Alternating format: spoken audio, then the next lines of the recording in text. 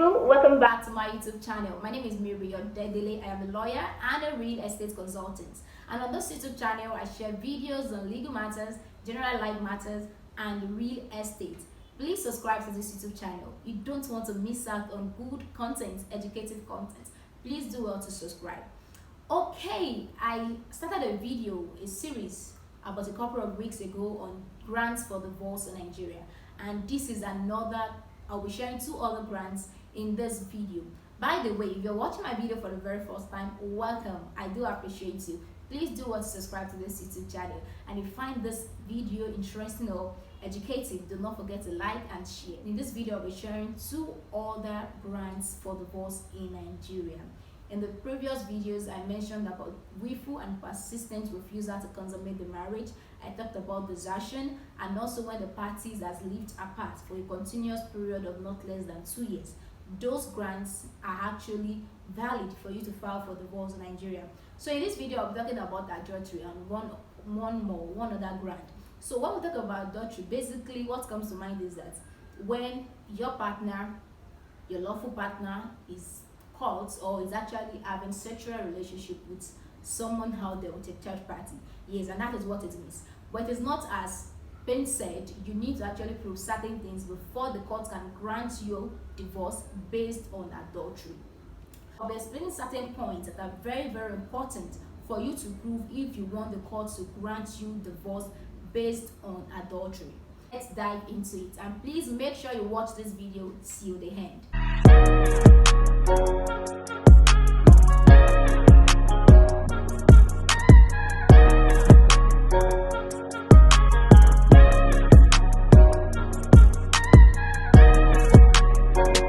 To start with, is adultery a criminal offense? That is the question. Is adultery a criminal offense? So let me answer it. I'm actually not asking my viewers. So basically, adultery is a criminal offense depending on the parts of the country where it happens. Now I'm talking about Nigeria. If the adultery happens in certain parts of the country, it is not an offense, okay? Because we do not have any law in a certain part of Nigeria that actually describe adultery as an offense. However, in the northern part, under the penal code, adultery is an offense that attracts 2 years imprisonment and or with option of fine. So if adultery happens in a place like Kano or Kaduna or Abuja, fine, you can say adultery has happened. But when adultery happens in any part of the southern part, it will not be an offense. Okay, so here we are not even talking about the criminal parts of adultery. It is a civil thing we're talking about you going to court to say adultery has happened and you want it to be a grant for divorce. It will be different when someone is going to court to say a criminal thing has happened. Okay, so here adultery is known as a grant for divorce, but it is not known in the southern part as a criminal offense. I think I've been able to explain that better. So you can say your partner has committed adultery and you want to get a divorce because of that in the southern part, in any part of the country in Nigeria. But you cannot go to court in the southern part to say your partner has committed an offense, a criminal offense, and you want him to be punished. So it will not avail you in the southern part, but it can avail you in the northern part of Nigeria. So adultery, it is noteworthy. If you want the court to grant you divorce based on adultery, you need to actually know these 3 points. It is very, very important. Number one, if you want to file for divorce and you're saying it is based on the ground of adultery, you need to add, if you are the one watching me that want to file a divorce, you're the petitioner.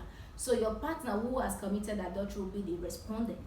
That will be the first, he or she will be the first respondent. So you need to add the name of that third party. So it is a work for you. You need to find out and you need to tell your lawyer, because it is very, very germane to add the person's name. When you fail to do so, it will be detrimental to your application. No court will grant an application when that third party is not joined as a second respondent. So it is very, very important under the Nigerian law. That person should be the second respondent.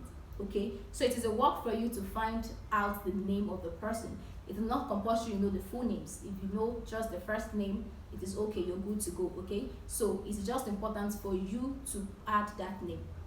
However, if you're watching me and what you have in mind is to file a divorce based on adultery, but you know that your partner is not faithful, that he or she is doing a lot of things out there, okay, but you don't know the name of that third person, I would advise you to go for any other grants for divorce.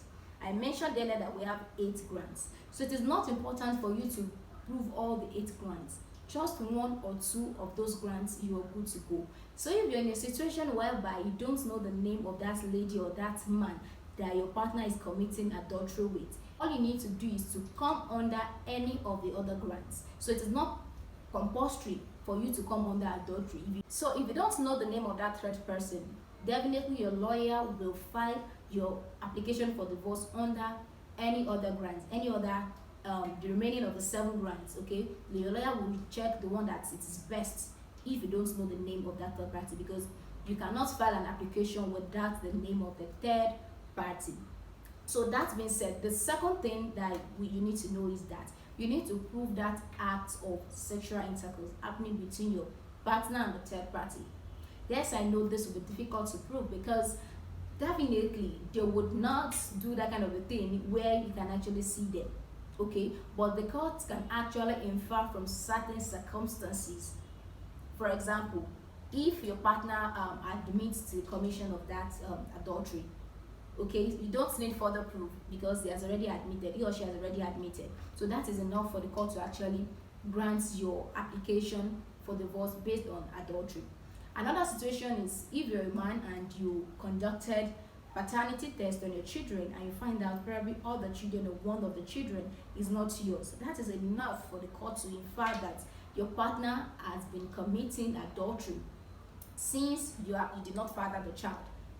Okay, so that is enough for the court. And another circumstance whereby the court can also infer from is if your partner and the third party has been cohabiting, staying together under the same roof for a period of time. The court can also infer from that kind of a circumstance that sexual intercourse must have happened between your partner and the third party. So I'll be making a more elaborate video on how you can prove the second point, that adultery, that sexual intercourse actually happened between your partner and the third party. So I will come up with a video where I will be explaining all the grants and the court can actually infer from to say sexual intercourse has happened between your partner and the third party. Number 3, it is not enough for you to say to the court or for you to make an application before the court on the ground of adultery.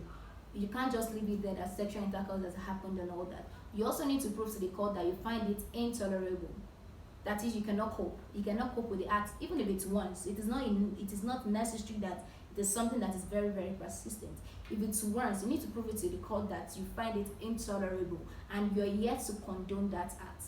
I'm not against you making amends, with your partner, making amends and correcting things and moving on. I'm not, but I'm actually speaking, legally speaking. This is what I'm just doing, okay? So if you want the grant for adultery to avail you, you must make sure that you prove to the court that you find it intolerable and that you did not condone the act. So if your partner commits adultery and you forgave your partner and things are actually going on smoothly between you two, the courts may refuse the application for divorce, because when you say you find it intolerable, it must be one that you're yet to condone. Okay, so but it is good for you to actually make amends, but as I said earlier, this is just legally speaking that you must not forgive that kind of a act, you must not condone it, you must not go back to you two being husband and wife and all of that. So because your partner can come through his lawyer and make a defense that, yes, my lord, I committed the offense, I committed adultery. However, my partner, who is a petitioner over there, actually forgave me, she condoned the act or he condoned the act, and things are actually going on between us.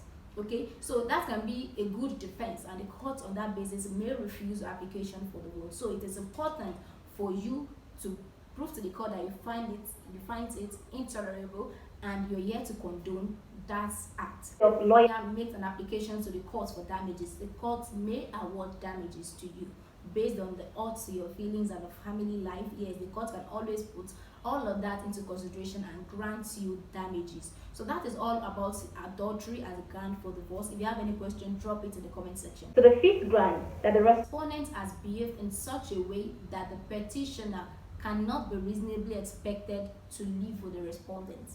that is still done. Basically, partner did some things that you are not expected, reasonably speaking, you're not expected to continue to live with your partner.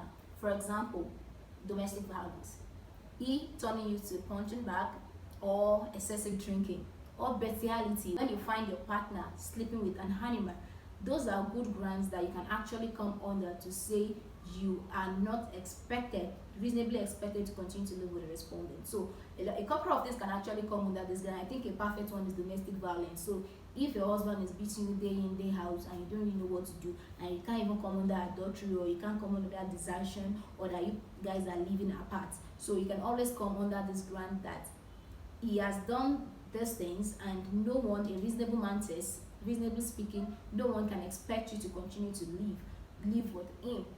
He is actually having a relationship, maybe he's a gay, yes, it can also come, or she is a lesbian. Those are actually reasonable grounds that you can come under, that the court definitely grants your application for divorce. I hope this video educates you. Please do not forget to like, subscribe, and share. And if you have any question, you can drop it in the comment section, or you send it via my email address.